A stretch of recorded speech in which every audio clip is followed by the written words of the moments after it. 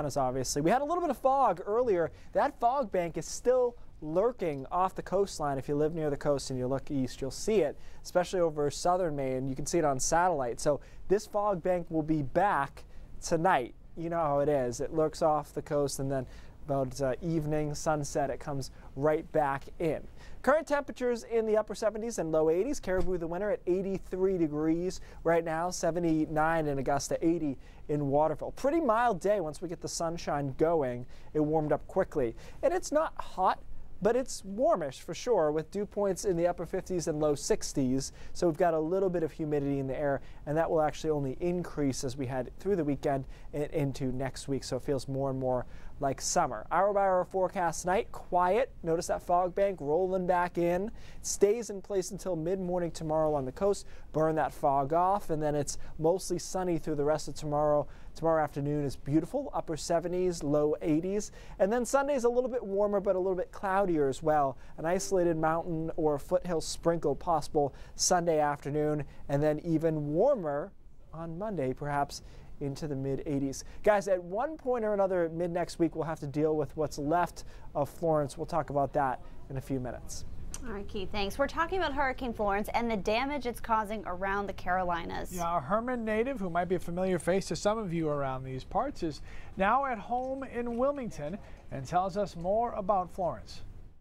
Hey guys, former News Center employee John Smith now works for WECT here in Wilmington, North Carolina, and well, we are feeling the impacts of Hurricane Florence. Came through early this morning, actually at my house. Around 7 o'clock, we could feel the eye, an eerie calmness as it passed over my house. Actually, this afternoon, this morning, the second highest recorded wind speed ever here in Wilmington at the airport, 105 miles per hour. So this Hurricane Florence going down as a historic storm here in southeastern North Carolina. All along our area, coastal beaches, there's been some flooding, the river's flooding, also tons of trees, and some also very sad news to come out. It was confirmed not that long ago that a mother and infant died in a house when a tree fell on the back of their house. So the impacts of Florence are going to be felt for days. Flooding, the rain, the wind, the trees. It's going to be a long time before Wilmington gets back to normal. All right, so Smithy checking in safe, and his wife and daughter are okay, but obviously they're being real careful out there with that storm that's going through. We appreciate him giving us those details. So the big storm having an impact on animal shelters in our Pine Tree State as well. The Animal Refuge League of Greater Portland is having a Name Your Fee event. It started today and it will run through Sunday. All dogs and cats over the age of 1 and all small animals will be available for adoption for the fee of the adopter's choosing. The goal of this is to be able to make room for animals that need a place to stay because of Hurricane Florence. We're ready and able to take animals from the Florence regions once that's needed. So we had a line around our building this morning when we opened. So a lot of wonderful families coming out to possibly meet new family members. So we're really excited to send animals home to great families in this community. Now, there was a post on Facebook this week where a woman in Maine talked about how, in her opinion, using a particular flea and tick prevention product resulted in the death of 2 of her cats. While not specific to this viewer's case, we've reached out to a local veterinarian to get some do's and don'ts for animal owners as they shop for pet products. We took our questions to Dr. Alexander Monroe. Is it okay to use dog flea and tick medicine on a cat if you're out of cat stuff? Not in a great majority of the time. The concentration, the volume of the drug is very different. A lot of the drugs, especially some of the generics that are out there for dogs, contain products at such a high concentration that are directly toxic to cats that you don't even want to use a little bit on a kitty cat. What are you looking for in a product to make sure you're giving your pet something that's safe for them? The ingredients, you got to look out for product labeling. If it says don't use it on a specific type of animal, don't use it. It's not always just about the price. You've got to know what's in it. Certain groups of medications like pyrethrins and permethrins you maybe want to avoid for cats specifically, because even some of the cats using the cat product, there's still a small chance they could have an adverse reaction that mimics what looks like a seizure with a lot of shaking and tremoring, but it's actually treated in a very different way. If your pet has an adverse reaction to some type of a treatment you give them, first thing you do? First thing you do is you bathe them. You take them in just warm water, Dawn dish liquid, right over the spot that you applied it to. Rinse and repeat, and if they start to have what looks like severe tremors all over their body, especially with some of the generic flea and tick medications, then you really do need to have them seen. What's the most surefire way to know you're getting the right stuff? Pay attention to labels. If it says don't put it on your cat, don't put it on your cat. Also, with people that have a rabbit, if you have frontline, don't put that on your rabbit. Make sure you're reading your labels and putting the appropriate dose in your animal based on their body weight, based on the species of the animal. Don't just go by price. So obviously the message loud and clear is just be super careful, because nobody is trying to intentionally harm their pets. They're going out to get preventative care, and you just have to be careful what you're using. So in this case, cats and dogs definitely do not mix. Yeah, don't say, oh, I got some dog stuff, and throw it on the cat. Not a good idea. All right. So mold in a residence hall has had hundreds of college students living in hotels for almost a month now. And those Southern Maine Community College students now are getting ready to move back tomorrow. They were grossed out. They were like, whatever. A mold discovery inside Spring Point Residence Hall forced more than 300 students out of their dorm last month. Their friends looking forward to their return to the Southern Maine Community College campus this weekend. They like live in a hotel like a couple miles away now. I've been really enjoying the hotel life. Selena Simmons is an editor for the student paper. It's such a serious issue that it's something that the students do need to know about. She says she'll be reporting on the dorm she lives in. But we're just going to try to cover the whole truth of it and all sides of it, you know. The building is now 100% safe. Clark Canfield, the school's communications director, says they hired a restoration company which called in crews from throughout the region to tackle the mold problem. They made us our top priority. On Friday, caution tape blocked the entrance to the dorm as construction crews worked inside, and no re-entry signs were posted on the front door. In less than 24 hours, students like Selena Simmons will be allowed back in. I like the hotel, I like the space we have, but I think it would be a lot easier when I wake up 5 minutes before class starts and I don't have to drive 20 minutes to get to class. So school officials say a problem with the dorm's HVAC system and the high heat and humidity in August caused that mold on the ceiling tiles, and it spread very quickly. SMCC also has another residence hall located on its Mid-Coast campus. All right, coming up, Chris Costa's got a hard job. Where will he be eating from this week? We'll find out. And will he bring some back for us? Yeah, we know the answer to that one. And Maddie, the intern, has a great senioritis story for us today.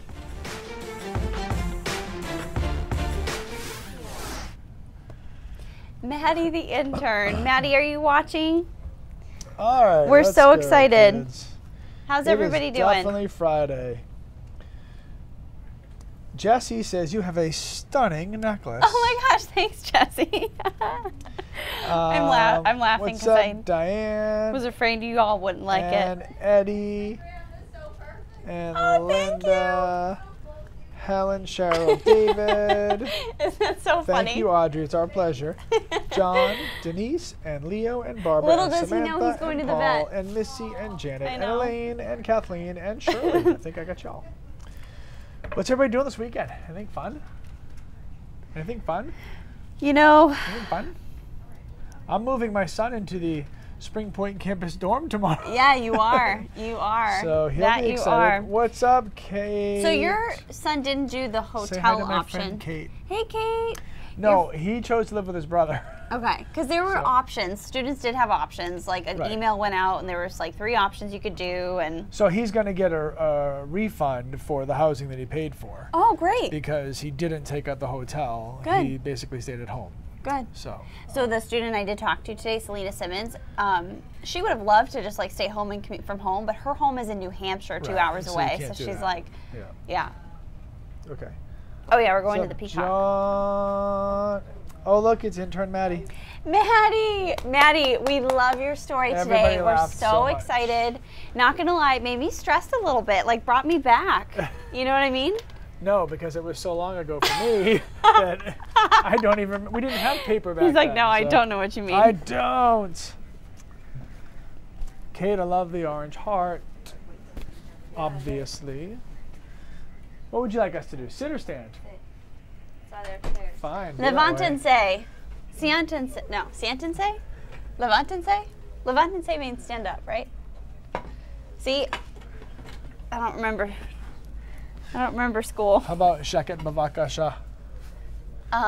That I don't know yet. What does that mean? It's Pig Latin? Yiddish for just... Oh, Yiddish. Oh. Yeah.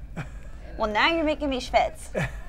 So you knew that one. We should have a Yiddish corner chat. Oh my gosh. Like, we should do a chat where we, like, once a week where we're just right here and we go back and forth Yiddish, and I try to keep up with you.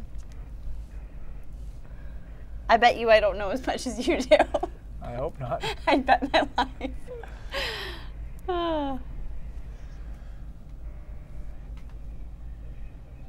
It is definitely Friday, so that means high school football will be happening all across our state. And we're going to check in with Chris Costa for the 5th quarter show. He's back at, he's at Greeley High School, I think, for the first time this season, right? So what's he got to eat? Let's What's get to the eating? important things. What do you got? Hey, Lee and Lindsay. Hey, Lee and Lindsay. Yeah, it's a bright day out here. 80 degrees, it feels like. I am joined by a couple of special guests. Bill Green making a special appearance on News Center now at 5 o'clock, as well as Brenda Pitcher with Cumberland Baking, and Jim Guidi, who's the owner of Louie's Restaurant. And Bill, your family, your wife in particular, came up with a very creative idea for manning the snack shack. Our kids played sports and we were missing games because we were selling popcorn. And so we saw our neighbor whose kid played, and we said, why don't we get some alumni boosters to come and we volunteer and run the snack shack so they can watch their kids play. We don't set up much, we don't tear down much, but during the game, we're happy to do it. Awesome. So Brenda, Jim, this is an experience you guys have had to go through, right? Absolutely. Yes, we've been in the program for a number of years. Our kids have played and we've volunteered and we man the stations. Wouldn't you like to see them play in the game, though? Actually, this is the best view of the whole stadium here. Now, Brenda and I have worked for many years running the snack shack, both here at the high school and in the middle school field in West Cumberland. I think we do a good job, and we're going to be ready in about an hour, I guess. Yeah. Yes. So what's it feel like to have kind of this new way of doing things, you know, to make sure that the parents, the kids who are on the team get to watch the game? I mean, I think it's so important. It's a group effort. I mean, the community, we're very, very involved. We work in the community, we live in the community, our kids are here. It's a fantastic atmosphere. And you guys have seen what these Friday night football games really bring to a community, right? Oh, of course. Yeah. There'll be several hundred people here, kids from all the different sports. I know. I actually coached the flag football team in Portland for the kindergartners, and the last game of the season, they're all going to be here putting on an event. So, yeah, it's a great community event for everybody. Football, Chris, is more of a night out. It's more of a community event. I don't know that they're necessarily fans, but all the little kids are out running around, and it's really communal. I think it does draw better than most of the other sports, even though each sport is great. Right. Football is football. That's true. And the Snack Shack also is a really big part of not just a football team, but an entire high school's fundraising, really, right? Absolutely, yes. I mean, we need everyone coming out volunteering, but we also need you to purchase items. We don't want to go home with this stuff. Let's sell it. Well, and Greeley football, the boosters pay for. This is not tax money that we're paying. Greeley boosters, I believe, still pay every dollar. Boosters pay every dollar, except something. Yeah, the coaches fee. They're paying the coaches fees nowadays. Yeah, we are. Can I show you these cupcakes? All right, let's do it. Yeah. Sell these for $2 or $3 or $4. We're having an argument. Anybody wants to let us know on Facebook? This is carrot cake with what kind of frosting? Cream cheese icing. Oh man, they look good. Fresh carrot cake. Yes. Okay. That's our big dilemma right now, but it's fun. It's fun to be together again. You play 200 games with your kids and you miss the parents, so it's fun. You guys are missing out. These are all mine. You guys can take the chocolate chip cookies, all right? We'll send it back to you, Lee and Lindsay. Now, I can't help but notice that the one closest to Bill has a bite missing. So don't buy that one, or at least negotiate a better price. So. You know, he needs his energy. He's had a very long day. We saw him on the morning report today. Yeah, exactly. That's true.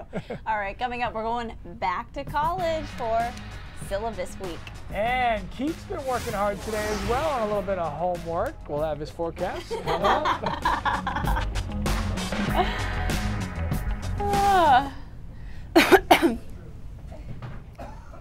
I love it. It's very involved, that drawing.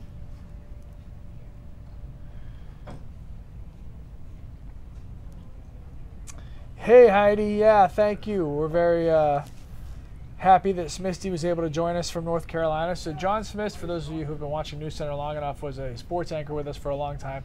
Before that, he was a job shadow for me when he was at Herman High School. No kidding. This is back in the early 90s.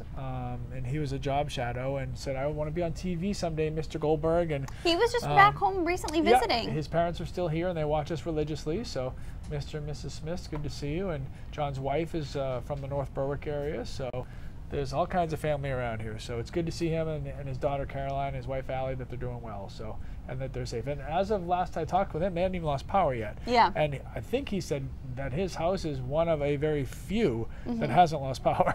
So he's just right now been very lucky. So hopefully it stays that way and everybody's doing all right. Very lucky. So an update on some of our crew that's down south helping our sister stations with their coverage. Yeah. Zach and Clay are actually on the move. They were inland in like the Charlotte, North Carolina area. And now they're in the car. They're driving 3 hours towards the storm, towards the coast. And they're going to post up there and just kind of see what Charlotte is going to get. And then Sam, have we heard from Sam today? Not today, no. She's in Macon, Georgia. And the reason that Zach and Clay and Sam went to these areas is because we own, Tegna, our parent company, owns we're in the stations newsroom in these markets. Sorry, and they Isaac. need help. They've got, this is such a big story for them that they're short on reporters and on staff and manpower. Thanks, Jeff. So all the Tegna stations I have been sending appreciate people it. to go help. So that's why 3 of our people are out in that direction, in case you guys were wondering.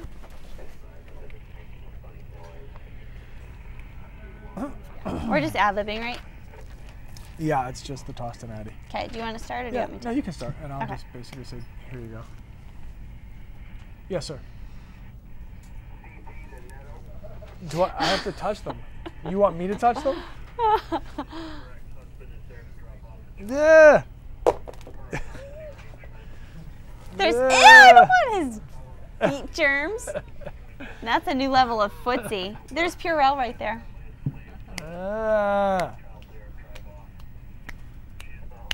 Yeah, I don't want this either.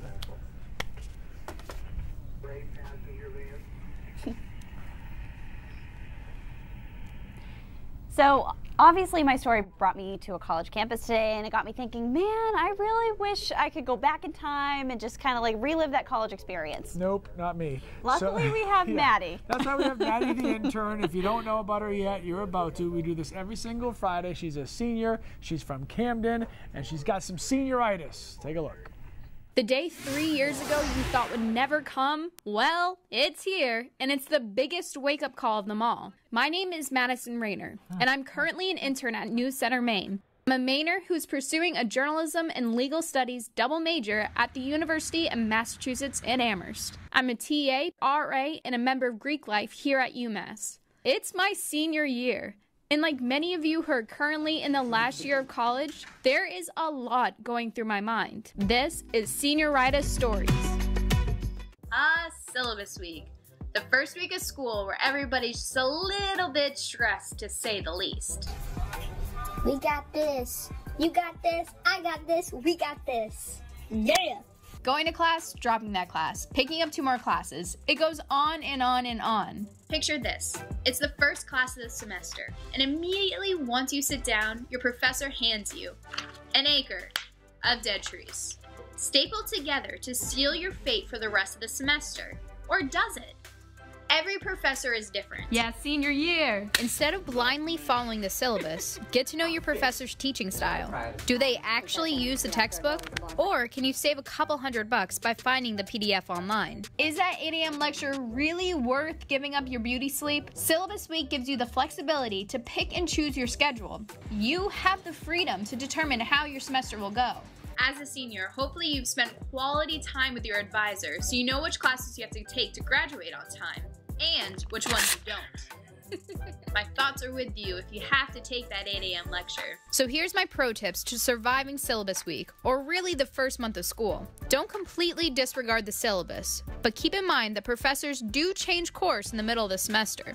Get a planner. Write down everything. Keeping an up-to-date planner can help you organize your schedule and let you prioritize the things you actually want to do. Lastly, don't sweat the small stuff. May isn't here yet. You still have time to figure it out. Whether you're a seasoned senior or a frazzled freshman in your first syllabus week ever, take your time, plan it out, stay on top of things, and you'll make it through. I'll see you next Friday at 5. Yeah. I love it. That's great. So every Friday at 5, we'll check on Maddie as she navigates her way through her senior year of college, which has to be scary. I mean, adulthood, that awful word, is so right around the corner. It also helps bridge the gap too for parents like yourself of college-age students and all these questions that you might have too. Maddie's kind of She's our bridge. Yeah, she is between the old and the young. I did and not the middle. find like the good, the bad, and the ugly. I didn't find college that stressful, but I know that a lot of people I also did not do. Yeah.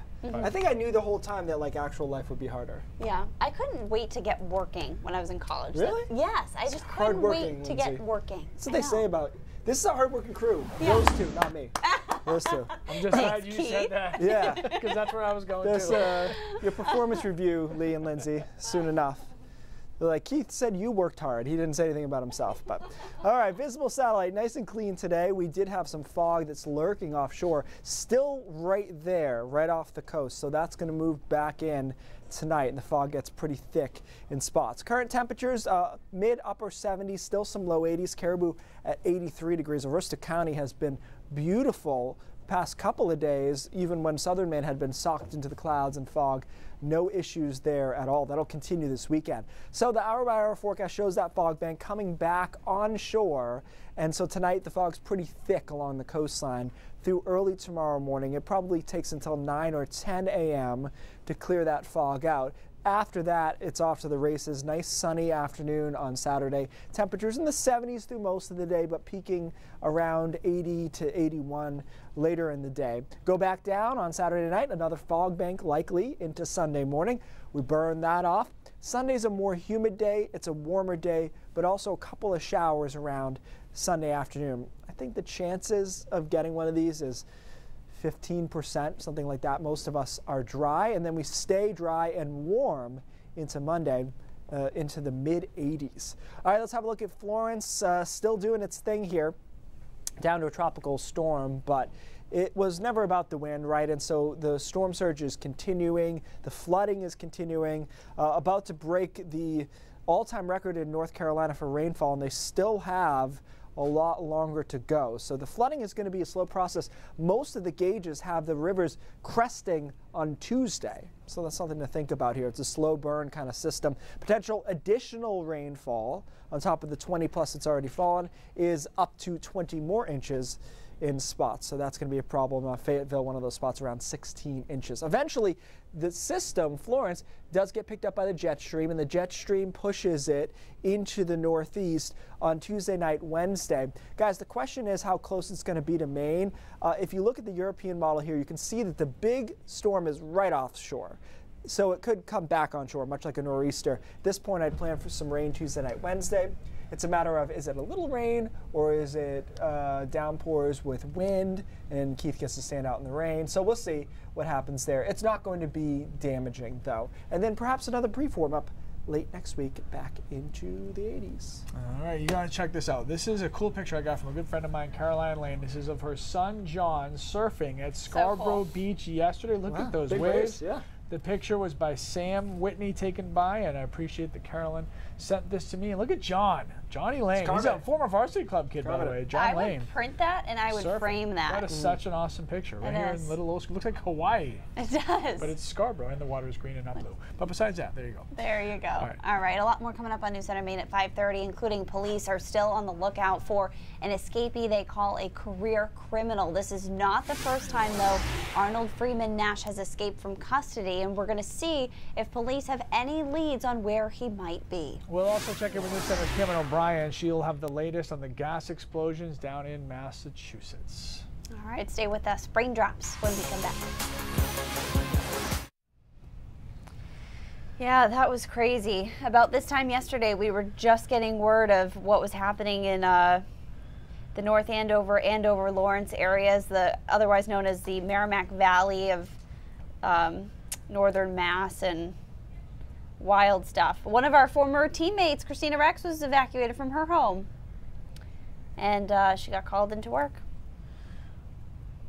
Lynn in Sabayak, what's going on?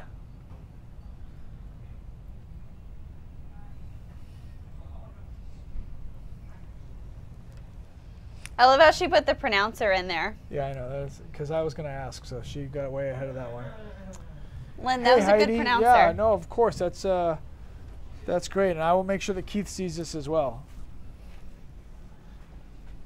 Little message for you here, Casey. Oh,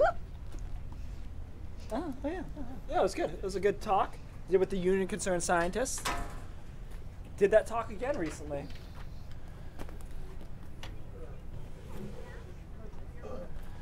Hey, John, thank you. I think our senioritis segment is pretty cool, too, because, you know, even though I'm a long way away from college, it's good to kind of, like Lindsay said, you have kind of a voice of the people that are going through that so they can explain it to us parents and also to kids who watch us that are in college and can totally relate to what Maddie talks about. So it's a fun segment, but I think it's pretty cool. And Maddie's got some really good topics she's going to tackle throughout the year. I love her delivery too. Like she's just so fun and like she's herself and she's got a great personality. Her. Like none of that is TV Maddie. That's just Maddie. That's yeah. Like, all summer long we just like laughed at her and she laughed at herself. I mean, it was just great. It was awesome.